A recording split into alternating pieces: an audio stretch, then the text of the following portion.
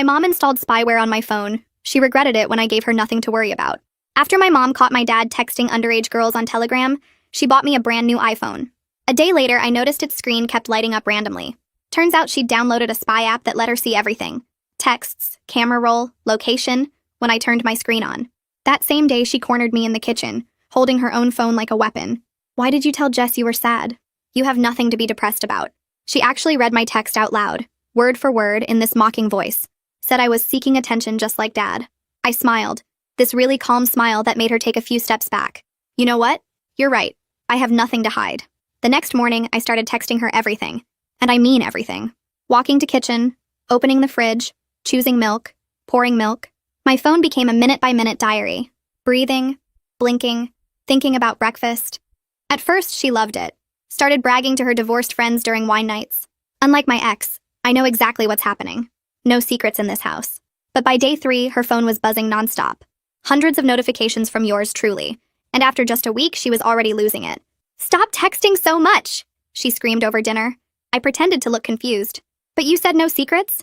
"I'm following your rules perfectly." She couldn't complain, because I was doing exactly what she'd asked for. I had no idea how much it would backfire. Because the more I played with her, the more addicted she became to my micro-updates. If I forgot to text for 30 minutes and I wasn't in class, she'd call the school asking a teacher to check up on me. One night, she actually called the cops because my location showed me sitting still for too long at a park bench without texting her about what type of tree I was sitting beside. I thought she was trying to teach me a lesson.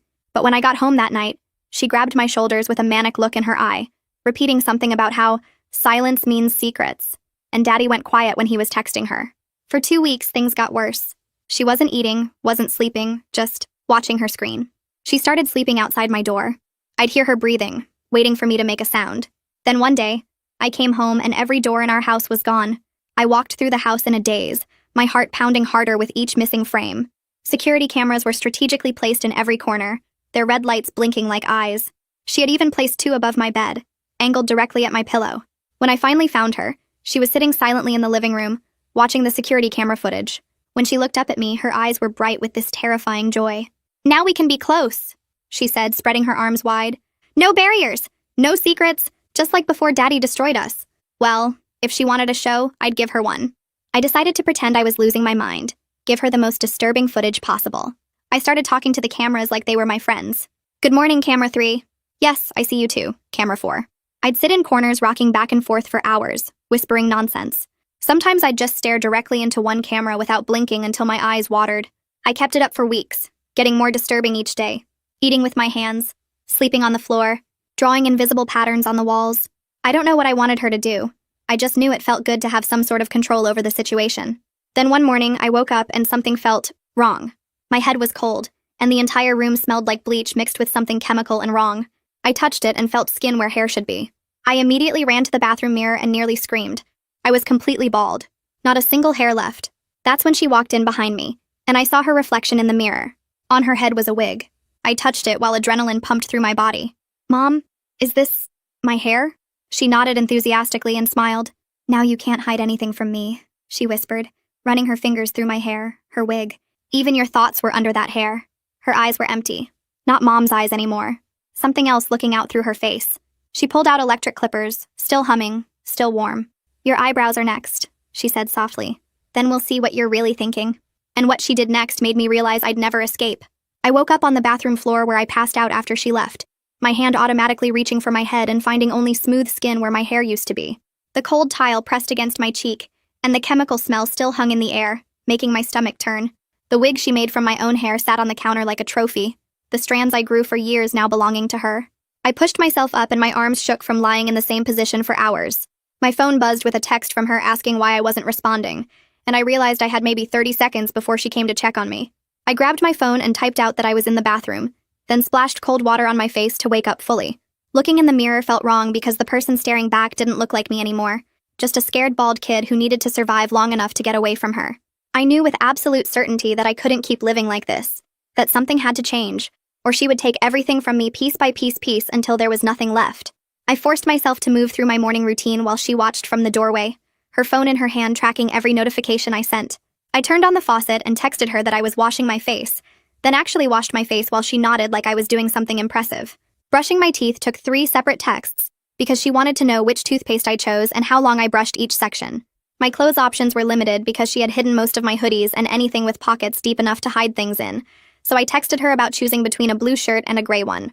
She responded immediately telling me to wear the gray one because blue made me look sneaky, whatever that meant.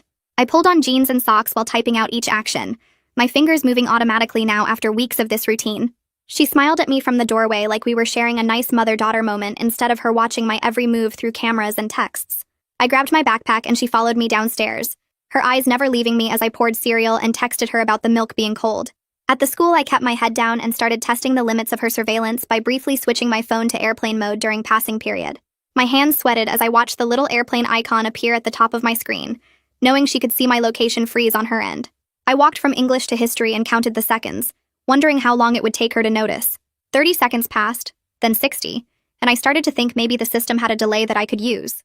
But then my phone buzzed back online and her frantic texts came flooding in one after another, asking where I was and why I went dark and if I was hiding something from her. I counted them as they appeared.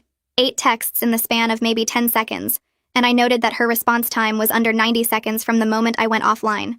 That information felt important somehow. Like knowing exactly how tight the leash was would help me figure out how to slip it.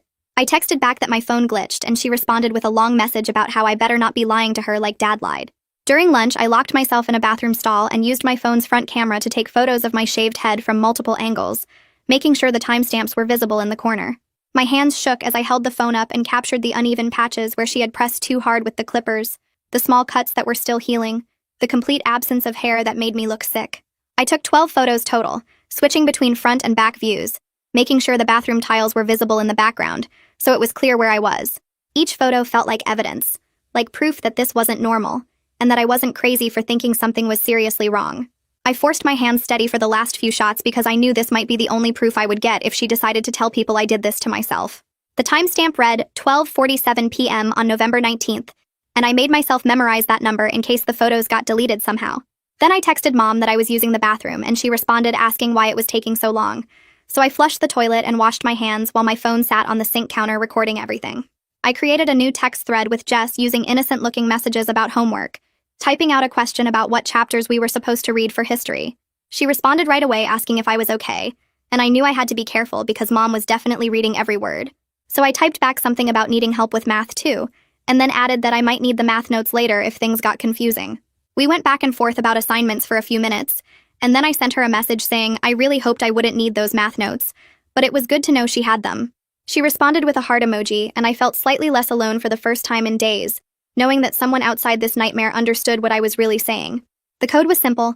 I need the math notes meant I was in immediate danger, and she would know to call someone or do something to help. I saved the thread and made sure it looked totally normal in case Mom went through my entire phone later. After school, I approached my English teacher, Miss Larkin, to ask about makeup work, hoping she would notice my shaved head and ask questions.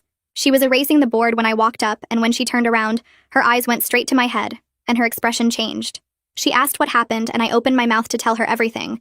But then I remembered that Mom had probably already called the school with her version of events.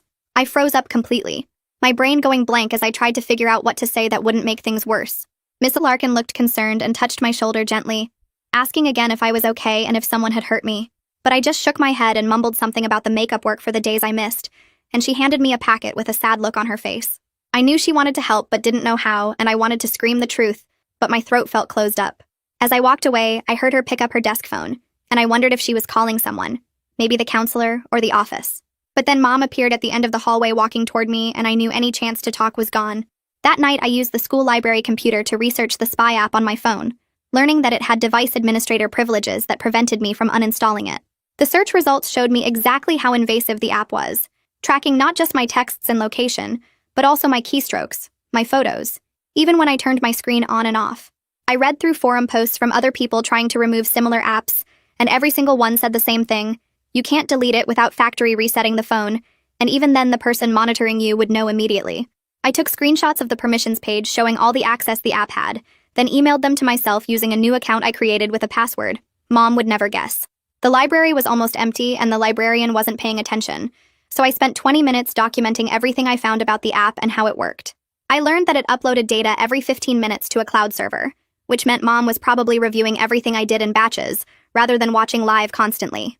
That small detail felt important, like maybe there were gaps I could use if I timed things right.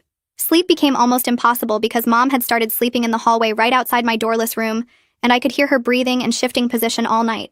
Every time I started to drift off, her weight would creak on the floorboards, or she would cough and I would snap awake again, my heart pounding.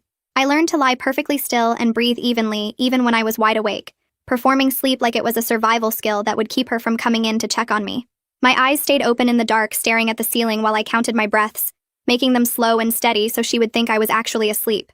Sometimes she would whisper things I couldn't quite hear, or I would see her shadow move across the wall as she repositioned herself.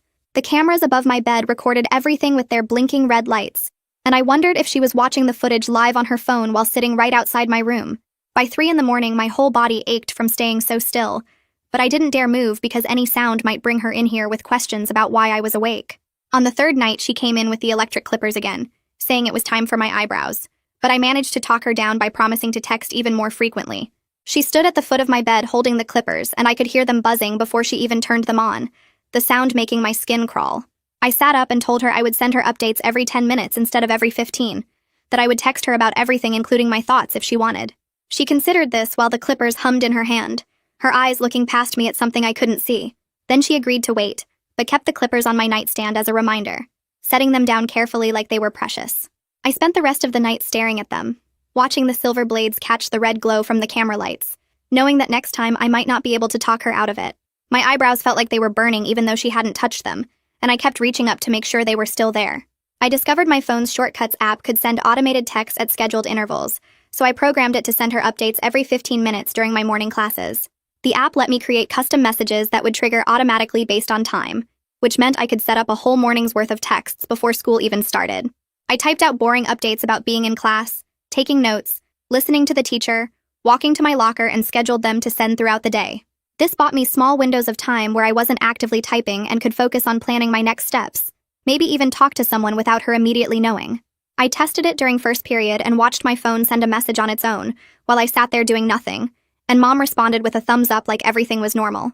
The automated texts wouldn't fool her forever because eventually she would notice they were too regular and predictable, but for now it gave me just enough breathing room to think clearly. I added the shortcuts to my home screen disguised as a calculator app so she wouldn't find them if she ever got her hands on my phone. I slide the phone back under my pillow and open my eyes just enough to watch the shadows on the wall, making sure she doesn't move from her spot in the hallway. My automated text system sends another update about sleeping peacefully, and I hear her phone buzz softly outside my room. The next morning, I eat breakfast while she watches me from across the table, her eyes tracking every movement of my spoon from bowl to mouth. I text her that I'm eating cereal, chewing, swallowing, and she nods along with each notification like she's conducting an orchestra. At the school, I head straight to the library during study hall and log into one of the Chromebooks they keep on the charging cart. I open a private Google Doc and title it Timeline in plain text so it looks like a school assignment if anyone glances at my screen. My fingers shake a little as I start typing, but I force them steady because this is important. Door removal November 3rd, I write. Then cameras installed November 5th. Head shave November 18th. Clippers threat November 21st.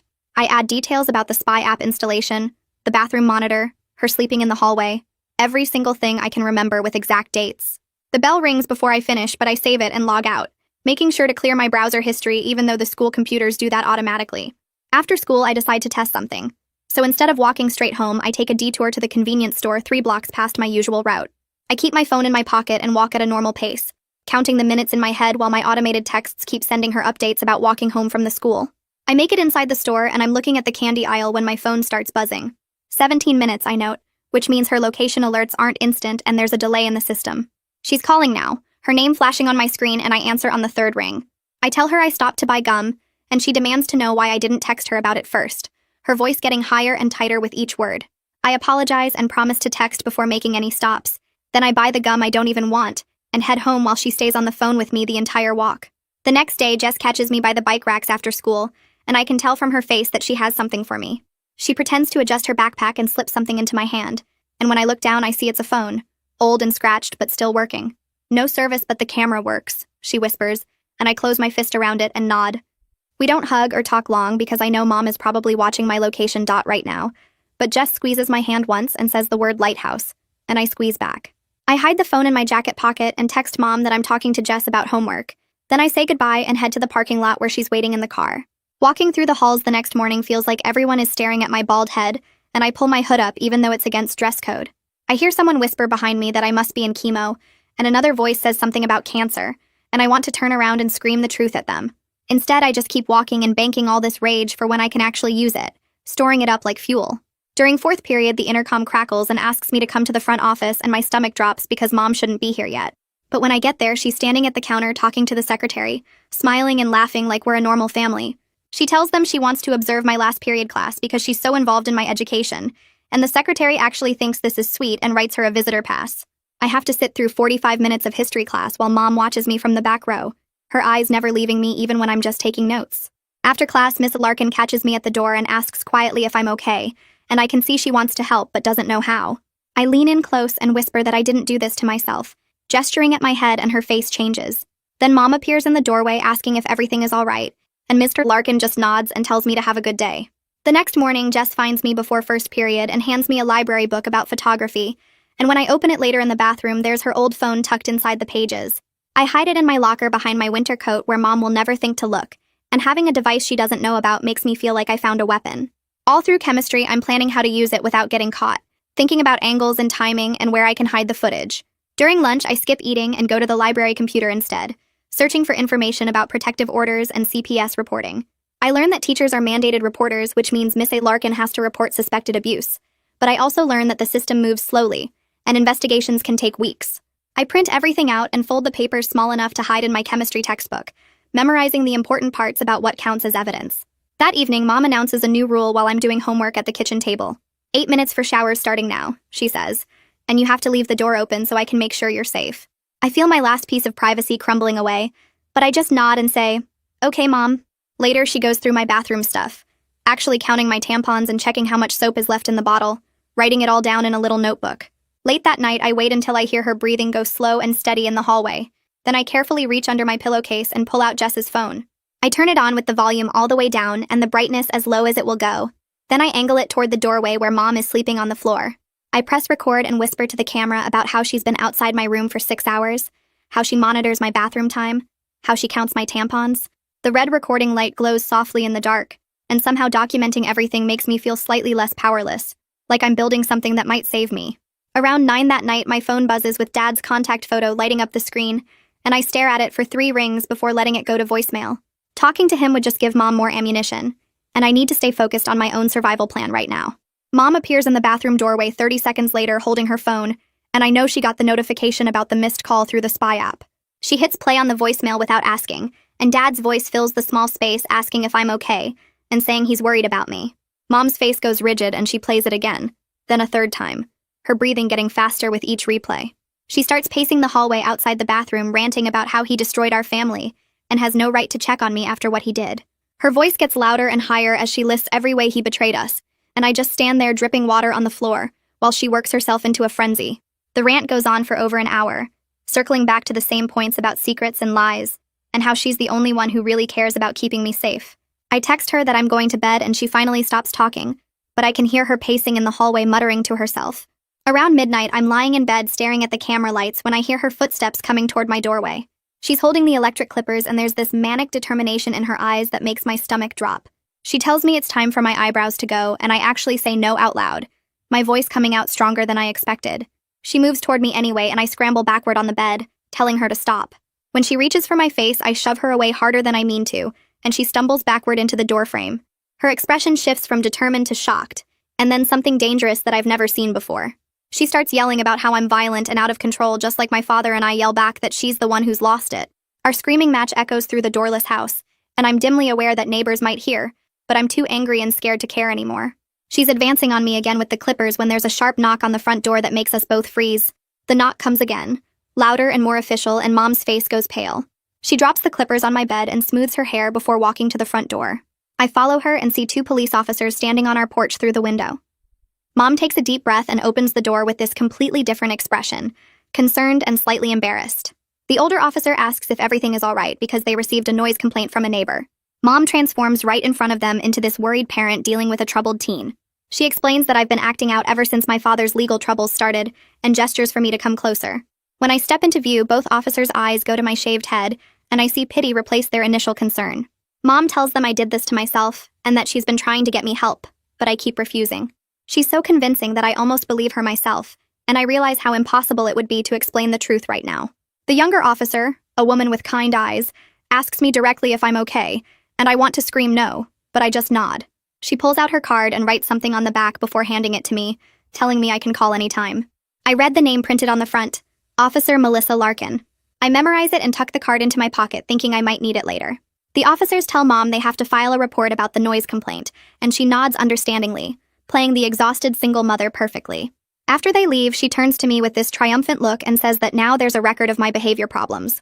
I go back to my room and retrieve the hidden phone to record a whispered account of what just happened, including Officer Larkin's name. The next morning, I drag myself to the school running on maybe 2 hours of sleep, and halfway through second period, the intercom crackles asking me to report to the counseling office. I've never been called there before, and my stomach twists as I gather my stuff. The counselor's office is tucked in a quiet corner near the library, and when I knock, a woman opens the door introducing herself as Paisley Henderson. She has short dark hair and wire-rimmed glasses, and something about her careful, gentle way of speaking immediately tells me someone filed a report. She asks me to sit down and offers me water before settling into her chair across from me. Her questions are specific and careful, asking about my appearance change and my home environment without directly accusing anyone. I can tell she's been trained in this, using language that won't make me defensive or shut down. She asks if I feel safe at home, and I hesitate too long before answering yes. That hesitation tells her everything, and I see her make a small note on her pad. We talk for 20 minutes, and I give her just enough truth to keep her concerned, but not enough to trigger immediate action because I'm not ready yet. When she walks me back to class, she squeezes my shoulder and tells me her door is always open. By lunch, Mom has somehow found out about the counselor meeting, and my phone explodes with texts demanding to know what I said. Before I can figure out how to respond, the school secretary's voice comes over the intercom asking Paisley to check her voicemail. I'm in the cafeteria when I see Paisley walking past, and our eyes meet for just a second. Later that afternoon, I get called back to her office, and her expression has changed from concerned to frustrated. She tells me she got a voicemail from my mother explaining that I've been cutting myself and lying for attention just like my father. I watch Paisley's face as she chooses her words carefully, telling me that she has to take all reports seriously, but that she's also trained to recognize when something doesn't add up. She tells me that CPS will be doing a home visit within the next few days, and that I should be honest with them about what's happening. She looks apologetic as she explains that the system has procedures and protocols that move slowly, that her hands are tied by mandatory reporting requirements and investigation timelines. I thank her and leave feeling both hopeful that someone is paying attention, and terrified that it won't be fast enough. That evening, Mom is in full preparation mode for the CPS visit, taking down some of the more obvious cameras and hiding the baby monitor. She rehearses her story about my mental health crisis out loud, pacing the living room and adjusting details. Then she makes me practice with her, coaching me on exactly what to say about how concerned she is and how she's trying to get me help. I play along perfectly while mentally recording every single word for the hidden phone later. She tells me to emphasize that Dad's legal problems have been really hard on me, and that I've been acting out for attention. The next morning before homeroom, Jess corners me by my locker and tells me I need to get bolder about collecting evidence. She explains that the system won't help unless I give them something they absolutely can't ignore. She shows me how to upload videos from the hidden phone to a cloud account she set up using a fake email address that Mom can't trace. She also loans me a portable charger that I can hide in my backpack so the phone doesn't die at crucial moments. During study hall, I pull out a piece of notebook paper and write out a detailed note with timestamps of every camera location, the exact date she removed the doors, and a description of the shaving incident. I include the bathroom baby monitor and her sleeping in the hallway, and the eyebrow threat from last night. I seal it in an envelope, and between classes, I slip it to Paisley with a whispered request that she not open it until after the CPS visit. She looks at the envelope for a long moment, then nods once and tucks it into her jacket pocket without asking questions. That night, Mom installs a baby monitor in the bathroom, angling it toward the shower stall. I stare at it and realize there is literally no space left in this house where I'm not being watched. Every corner has eyes now. I wait until the shower is running to create cover noise, then pull out the hidden phone and whisper into it about the new camera, describing its exact location and angle. My voice is barely audible over the water, but the recording picks it up, and I feel slightly less alone, knowing that somewhere in a cloud account, there's proof of everything she's doing to me. Requested Reads is on Spotify now. Check out link in the description or comments. The next morning, I wake up exhausted, but my brain is working overtime on a new plan. I spend first period programming my phone's automation app to send Mom texts every 15 minutes during lunch. Generic stuff like eating sandwich, and talking to friends, and drinking water.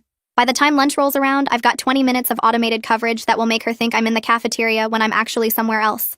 I walk straight to the counseling office and knock on Paisley's door. She looks up from her desk and waves me in, closing the door behind me even though I know Mom will see my location. Sitting still in this building. I pull out my phone and start showing her everything. The spy app permission screen, the screenshots of Mom's monitoring dashboard, the photos of my shaved head with timestamps. Paisley leans forward and takes notes on a yellow legal pad, her pen moving fast across the paper. Her expression shifts from concern to something harder, like she's finally seeing past whatever story mom fed the school. She asks me specific questions about when the app was installed and whether I can uninstall it myself, and I explain about the device administrator privileges that lock me out of removing it. She writes down the app name and circles it twice.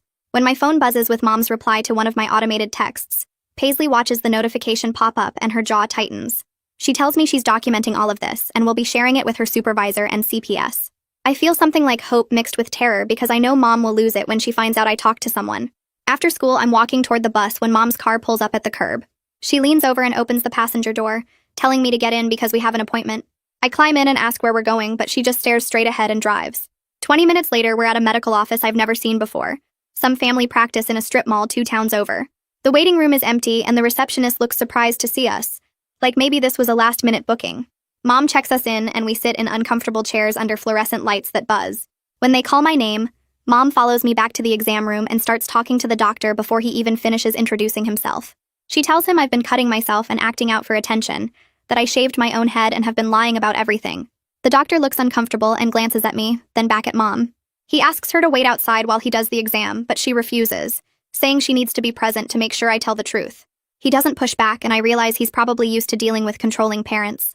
He does a basic physical exam, checking my arms and legs for cuts or scars, looking at my scalp under the bright light. I stay quiet the entire time because I don't know if speaking up will make things worse, if he'll believe me or if he's already decided Mom's version is correct. The doctor sits down on his rolling stool and types notes into his computer. He tells Mom he doesn't see any evidence of self-harm, no cuts or scars or signs of deliberate injury. Mom starts to argue, but he holds up a hand and says he's noting family stress in my file as a contributing factor to my current state. It's not the vindication I wanted, not him calling Mom out or asking hard questions about the shaved head, but it's not the disaster I feared either, not him giving her an official diagnosis she can use as ammunition. I take the neutral language as a small win, because at least he didn't hand her proof that I'm crazy or dangerous to myself. On the drive home, Mom is silent and I can see her hands gripping the steering wheel too tight, knuckles white. She's mad that the doctor didn't give her what she wanted. That night, I try to sleep, but my body won't relax. Around midnight, Mom's voice crackles through the intercom speaker she installed in my room, sharp and sudden in the darkness. She demands I respond and prove I'm not hiding something. I mumble that I'm here and trying to sleep. An hour later, her voice cuts through again, asking what I'm thinking about. I say nothing, and she tells me that's not an answer. This pattern continues all night, her voice checking on me every hour or two, never letting me fall into deep sleep. By morning, I'm shaky and unfocused, my thoughts moving through mud. I learn to sleep in short bursts of 30 or 40 minutes, staying alert enough to answer when the speaker crackles to life. My body feels heavy and my eyes burn, but I force myself to get ready for school, because at least there I have a few hours away from her constant monitoring. During third period on day 13, I'm sitting at my desk trying to focus on the teacher's lecture when everything goes sideways. The room tilts and my vision narrows to a tunnel. I feel my body sliding out of the chair and then I'm on the floor with people crowding around me. Someone helps me up and walks me to the nurse's office where the nurse takes one look at me and pulls out her phone. She starts taking photos of my shaved head, the dark circles under my eyes that look like bruises, my shaking hands. She asks when I last slept through the night and I can't remember. She files another mandated report while I sit on the vinyl bench drinking orange juice from a small carton, too exhausted to feel embarrassed about collapsing in class. The cold juice helps a little and the nurse lets me rest for the remainder of the period before sending me back to class. That same afternoon, I'm home for maybe an hour when there's a knock on the door. Mom opens it and I see a woman in business casual holding a tablet and a leather folder. She introduces herself as Arya Kruger from CPS and says she's here for a home visit. Mom's carefully constructed calm cracks for just a second, her smile too tight and her voice too high as she invites Arya inside. I watch from the hallway as Arya's eyes move around the living room, taking in the missing doors and the monitors on Mom's desk, showing live camera feeds from every room. Mom tries to explain it away as a security system, but Arya's expression hardens as she walks through the house, noting the bathroom camera and the empty door frames. She asks to speak with me privately, and Mom starts to protest, but Arya cuts her off with professional firmness, saying it's standard procedure. We go outside to Arya's car and she asks me direct questions about the cameras and the doors and whether I feel safe. I tell her everything as clearly as I can, trying not to cry because I need her to take me seriously. She takes notes and tells me she'll be following up within 48 hours. That evening, my phone buzzes with a text from Dad. He says he heard from someone at the school that things are bad and offers to let me stay with him. I stare at the message and think about all my research on his case, the Telegram investigation that's still ongoing. Getting caught between both parents feels more dangerous than staying focused on my own escape plan. I don't respond and delete the message, hoping Mom won't notice it came through. But she does. She must have been watching the spy app dashboard because 20 minutes later she storms into my room demanding to know why Dad is texting me. I try to explain that I didn't ask him to reach out, but she's not listening. She takes all my charging cables from my desk and my laptop from my backpack, leaving me with just my phone at 15% battery. Her paranoia has reached a fever pitch, and she's muttering about everyone conspiring against her, about secrets and betrayal. She paces the hallway outside my room for hours, her footsteps back and forth like a metronome. I wait until after midnight when her pacing finally stops, and I hear her breathing even out in sleep. I pull the hidden phone from the heating vent and turn it on, holding it close to my face in the darkness. I record a video explaining everything from the beginning, the spy app and the door removal and the shaving and the intercom checks. My voice shakes, but I keep going, making sure to include dates and specific details. When I'm done, I hide the phone back in the vent and try to sleep. The next morning, I wake up early and get to the school before first period starts. I go straight to the library and plug the hidden phone into a charging station, my hands shaking the entire time as I upload the video to the cloud account Jess set up. The upload bar moves painfully slow, and I keep watching the door expecting Mom to somehow appear. But it finishes, and I disconnect the phone and hide it back in my backpack, just as the first bell rings. During lunch, Paisley pulls me into her office and closes the door. She tells me she's been coordinating with her supervisor Sharon and they've worked out a safety plan. If I use the word lighthouse to any staff member, they'll immediately call for help and keep Mom away from me until authorities arrive. She explains that they're building a file with all the reports and documentation, and that CPS is being pushed to take faster action. She looks me in the eye and says they won't let this continue much longer. I nod and memorize the code word, feeling like I finally have a weapon I can use if things get worse. I walk back to class feeling like I'm carrying something dangerous and useful at the same time. This one word that could change everything if I need it. The afternoon drags by and I keep checking my phone out of habit, sending Mom my usual updates about moving between classrooms and sitting at my desk. When I get home around 3:30, I hear her voice coming from the kitchen, higher and tighter than normal, and I pause in the doorway to listen. She's on the phone with someone and I catch fragments of her responses. Lots of yes, and I understand and will be there.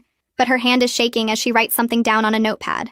When she hangs up, she just stands there staring at the wall, not moving, not blinking, and I count the seconds in my head. 1 minute passes, then 5, then 10 full minutes of her frozen in place like a statue. I recognize that look from the night she found out about Dad. This blank expression that means her brain is working too hard to control her face. I back away quietly and go to my room, texting her that I'm home and starting homework, and she doesn't respond for almost 20 minutes, which never happens. That night I try to sleep, but I'm too wired, too aware of her breathing pattern in the hallway outside my doorless room. Around 2 in the morning, I hear her footsteps coming closer, and I keep my eyes closed, pretending to be asleep even though my heart is racing. The footsteps stop right next to my bed and I feel her standing over me. Then I hear the familiar buzzing sound of the electric clippers turning on. My eyes snap open and she's already reaching for my face. Her expression completely blank and I try to twist away, but she grabs my head with her other hand. The clippers are cold against my skin and I'm thrashing, but she's stronger than I expected, holding me down while she runs the blade across where my eyebrows used to be. I feel the metal nick my skin and warm blood starts trickling down my forehead, mixing with tears I didn't know I was crying. She does the other eyebrow while I'm still fighting, creating more small cuts that burn and bleed, and the whole time she's humming this tune I don't recognize. When she's done, she steps back and looks at me like she's examining her work. Then she just walks out without saying anything. I lie there shaking for a few minutes, touching my face and feeling nothing but smooth skin and sticky blood. Then I remember the hidden phone and I move fast, pulling it from the heating vent and turning on the camera. I hold it up close to my face, making sure the bleeding cuts are visible, making sure the timestamp shows it's 2:30 in the morning. My expression in the camera is blank, just empty shock, and I stare at myself for a solid 10 seconds before setting it down. I prop the phone on my desk angled directly at the doorway, making sure the red recording light is hidden in the shadows behind some books. Then I get back in bed and wait, because I know she'll come back to check on me. She always comes back. An hour passes and I hear her footsteps again, slower this time, and she appears in the doorway. She stands there talking, but not to me, just talking to the air about how there are no more secrets now, how she can see everything, how the cameras watch and the phone tracks and the doors are gone. She lists all the ways she monitors me like she's reading from a checklist, explaining her reasoning in this flat voice that sounds almost reasonable if you don't think about what she's actually saying. The hidden phone is recording every single word, and I stay perfectly still, barely breathing, watching that tiny red light in the corner of my vision. She talks for almost 15 minutes about Dad and betrayal, and how silence means hiding things, and then she just stops mid-sentence and walks away. I wait another 10 minutes before I move, making sure she's really gone this time. The next morning, I'm up before my alarm, moving quietly through the house while Mom is still asleep in the hallway. I grab the hidden phone and my backpack and leave early, texting Mom that I'm going to study at the school before classes start. The library is empty when I get there, and I plug the phone into a charging station with shaking hands, waiting for it to power up enough to access the files. The upload to the cloud account takes forever. The progress bar moving so slowly, I keep checking the door expecting Mom to somehow appear. But it finishes, and I immediately send Paisley an email with the login information and a short message that just says, "You need to see this." My phone battery is down to 8%, and I'm running on pure adrenaline, but I know I'm close now. During second period, a student aide comes to get me, and I follow her to Paisley's office, my stomach tight with nerves. Paisley closes the door and tells me she's shared everything with both CPS and the police, that they're coordinating a response for tomorrow, that they have a plan. She looks me straight in the eye and promises they won't let Mom take me home again, and I want to believe her so badly, but I've learned not to trust promises from adults. I just nod and ask what I should do today, and she tells me to act normal and keep my phone charged. That afternoon when I get home, Mom is in my room, everything pulled out of my drawers and closet, clothes and books scattered everywhere. She's waiting by the door when I walk in and immediately starts demanding to know who I've been talking to, what I've been saying, who's turning me against her. I pull out my phone and start flooding her with texts about my walk home, describing every street corner and stop sign, listing the colors of cars I passed. The meaningless details distract her enough that she stops interrogating me, and I keep it up all evening, texting her about homework and dinner and brushing my teeth. After she finally goes to her spot in the hallway, I spend an hour programming my phone to send automated updates every 10 minutes for the entire next day. If everything goes according to plan, I won't have access to my phone by tomorrow afternoon, and I need her to think everything is routine as long as possible. The automated messages are all boring stuff like working on math homework and eating lunch and walking to next class, nothing that would make her suspicious. On day 16, I wake up and my phone starts sending its scheduled updates automatically, and I go to the school trying to act normal even though I feel like I'm about to jump out of my skin. Third period is English, and I'm halfway through when there's a knock on the door and Mom walks in. She goes straight to the teacher, and I hear her saying something about withdrawing me, about homeschool, about needing to protect me from bad influences. The front office staff follow her in looking uncertain, and I see them glancing at each other like they're not sure what to do. That's when I stand up and say the word lighthouse, loud enough for everyone to hear. The secretary's eyes go wide, and she immediately pulls out her phone, and suddenly everyone is moving and making phone calls, and the teacher is asking Mom to please wait in the hallway. Within 15 minutes, there are police officers in the hallway outside the classroom, and I can see Arya from CPS walking into the principal's office. Mom is being led down there too, and her voice is getting louder, more desperate, trying to explain that she's just being a good parent. Through the small window in the classroom door, I watch them show her printouts, pointing at images that I know are from the camera footage and my hidden recordings. She tries to explain it away as protective parenting, but her voice is getting wild now, almost screaming about how she needs to know everything because of what Dad did. The school nurse appears next to me and puts a hand on my shoulder, guiding me out of the classroom, and I watch from behind her as my mother completely falls apart in front of everyone. Detective Holden Swift steps forward, and his voice is calm but firm when he tells Mom she needs to come with him for a psychiatric evaluation. She starts screaming immediately about how I'm lying and manipulative just like my father, her voice getting higher and wilder as two officers move to escort her toward the exit. Arya appears next to me and puts a hand on my shoulder, telling me I'm going to a safe place for assessment, and I feel nothing but this strange, hollow relief as I watch Mom disappear into a police car through the front windows. The whole thing happens fast, maybe 10 minutes from the moment I said lighthouse to watching the police car pull away, and my legs feel shaky, but I'm still standing. Arya guides me to her car and we drive to an assessment center across town, neither of us talking much during the 20-minute ride. Inside the building, a nurse with kind eyes examines my shaved head and missing eyebrows, taking photographs from multiple angles and writing detailed notes about every cut and scrape.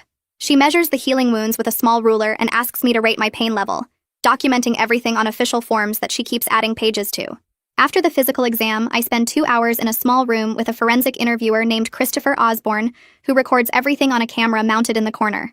I tell him the whole story in chronological order, starting with the spy app and ending with this morning, and my voice stays steady even when I describe the worst parts like waking up bald or the clippers at my throat. Christopher doesn't interrupt much, just asks clarifying questions about dates and times, and he never looks shocked or disgusted, which somehow makes it easier to keep talking. When we finish, Detective Swift comes in and explains that they've seized Mom's laptop and my phone with the spy app, and the digital forensics team will need several weeks to build a complete case. He's gentle but honest about how long legal processes take, telling me not to expect quick results, and I appreciate that he's not making promises about quick justice or easy solutions. He gives me a card with his direct number and tells me to call if I remember anything else, or if I need anything. Arya drives me to a foster home that evening where Trinity Yamamoto meets us at the door, a woman in her 40s with short gray hair and a calm presence. Trinity shows me around her small house, pointing out the kitchen and bathroom and then my room, a spare bedroom with an actual door that locks from the inside. She tells me I can stay enrolled at my same school, and that she'll drive me there tomorrow if I want to go, and I just nod because I'm too exhausted to process that I might actually be safe now. The room has a twin bed with a blue comforter and a desk by the window. More space than I've had to myself in weeks. I sit on the edge of the bed after Trinity leaves and just stare at the door with its working lock, testing it 3 times to make sure it actually latches. That night, I sleep for 11 hours straight. The first real sleep I've had since Mom started her surveillance spiral. The next morning, Trinity drives me to Target, and I buy 2 beanies to cover my head, one black and one gray, and she doesn't ask questions about why I need them. When we get back to her house, I take my first shower there and stand under the water for 20 minutes just because I can. There are no cameras, no timers, no one listening outside the door, and the bathroom has a lock that actually works. I cry for the first time since this whole thing started, letting the water wash away weeks of fear and exhaustion, and Trinity doesn't comment on my red eyes when I finally come out. On day 18, Arya calls to tell me that Dad is not approved as a placement because of the ongoing investigation into his messages with minors. She says I can have supervised phone calls with him if I want, but I decline immediately, telling her I need to focus on my own recovery without getting pulled into his mess. Arya sounds relieved when I say this, like she was hoping I'd make that choice, and she promises to keep me updated on the case against Mom. Day 19 brings a family team meeting at the CPS office with Arya, Trinity, Paisley, and Sharon Henderson, all sitting around a conference table. They ask me what I need, and I tell them I just want to keep going to the school and not have to see Mom, and everyone nods and writes that down in their various notebooks. Sharon explains the court process and timeline, using words like temporary custody and permanency hearing that I don't fully understand, but I nod anyway. Paisley catches my eye across the table and gives me a small, encouraging smile. The first time I've seen her look anything other than worried. Back at the school, my teachers give me extensions on all my missing work, and don't ask questions about why I was absent for 3 days, or why I'm wearing a beanie in class. Miss Larkin quietly tells me she's proud of me for speaking up after English class, and I manage to smile at her even though I still feel numb most of the time. The other students stare less than I expected, or maybe I'm just too tired to notice their looks anymore. Detective Swift calls Trinity's house on day 20 with an update, asking to speak to me directly.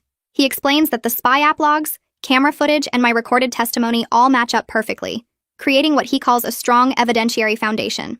He says the DA is building a case for unlawful surveillance and child endangerment, and hearing official legal terms applied to what happened makes it feel more real somehow. It's not just my word against Mom's anymore, but documented proof that she crossed lines that shouldn't be crossed. Arya sets me up with a therapist named Naomi Dubois, who specializes in family trauma, and in our first session, she teaches me grounding techniques for when I start to panic. She shows me how to focus on 5 things I can see, 4 things I can touch, 3 things I can hear, 2 things I can smell, and 1 thing I can taste. I practice the breathing exercises she demonstrates, counting to 4 on the inhale and 6 on the exhale, and they actually help, which surprises me because I didn't think anything could make the anxiety better. Naomi doesn't push me to talk about everything right away, instead focusing on giving me tools to manage the panic attacks that hit me randomly throughout the day. On day 22, the house phone rings while Trinity and I are making lunch, and she glances at the caller ID before looking at me with a question in her eyes. I nod because I know it's Mom, and avoiding her forever isn't realistic, and Trinity puts it on speaker while texting Arya that the call is happening. Mom's voice comes through shaky and high-pitched, asking if I'm there and saying she just wants to talk for a minute. Trinity tells her I'm listening, and Mom immediately starts crying, saying she misses me and the house is so empty without me, and she's been going to her appointments like they told her to.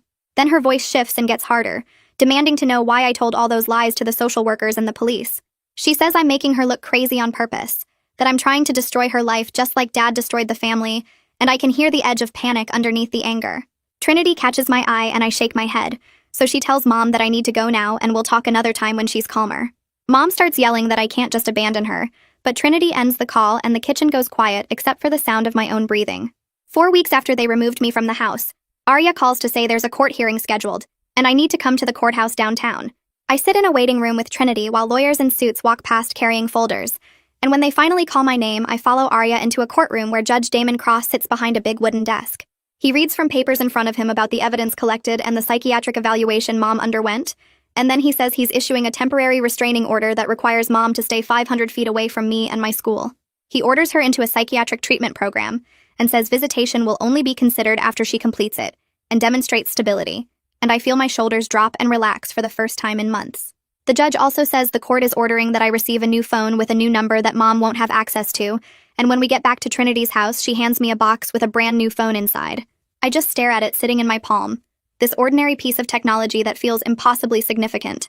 No spy app installed, no location tracking, no one monitoring every text I send or every app I open, and I can barely remember what it felt like to have actual privacy. Trinity shows me how to set it up and transfer my contacts except for mom's number, and I spend 20 minutes just holding it and processing that my messages are actually private now. That weekend, Jess comes over under the foster care visiting rules that Arya explained, and we sit in my room with the door actually closed and just talk about normal things. She tells me about the drama happening with some kids at the school and asks if I've watched the new season of the show we used to talk about, and I'm so grateful she's not making a big deal about everything that happened. We talk about homework and which teachers are assigning too much reading, and for 2 hours I get to feel like a normal teenager, instead of someone whose life fell apart. After she leaves, I realize how much I needed that ordinary friendship after weeks of everything being dramatic and terrible and focused on trauma. On Monday at the school, Paisley finds me between classes and asks if I want to join a support group she runs for students who've been through hard situations. I tell her I'll think about it, but that afternoon I show up to the meeting room just to see what it's like, and there are 6 other kids sitting in a circle talking about their experiences. Hearing them describe their own situations makes me feel less alone, and less like I'm the only person who's dealt with something this messed up. And when the meeting ends, I tell Paisley I think I'll keep coming back. Detective Swift comes by Trinity's house during week 5 to give me an update on the case, and he sits at the kitchen table explaining that legal processes move really slowly. He says Mom will likely get something called a treatment diversion instead of jail time, which means she'll have to complete therapy and stay away from me, but probably won't go to prison. Yeah, I can tell he's watching my face to see if I'm disappointed, and he's honest that it's not the dramatic justice I might have imagined from TV shows. But he emphasizes that the restraining order and required treatment are real consequences that will actually keep me safe, and that's what matters most right now. Trinity tells me later that week that I can stay with her as long as I need to, that there's no pressure to figure out permanent placement right away. We spend Saturday afternoon painting my room a color I chose myself from the hardware store, this light blue that makes the space feel calm and open. We hang up posters I picked out and arrange my books on the shelf, and it's the first space I've been allowed to personalize in months, without someone monitoring and controlling every choice. Putting up decorations and arranging furniture feels like claiming ownership of my own life again, making decisions just because I want to without worrying about cameras or consequences. 6 weeks after everything fell apart, I lie in bed in my room with the door closed and locked from the inside, and I realize I haven't checked my phone compulsively in hours. My hair is growing back as short fuzzy stubble that I can feel when I run my hand over my head, and I don't flinch every time I get a notification anymore. I can sleep through the night without seeing red camera lights blinking in my dreams, or hearing Mom's breathing outside my door, and I haven't had a panic attack in almost a week. I'm not completely okay yet, and I know recovery is going to take a long time, but I'm safer than I've been in months, and that's enough for right now.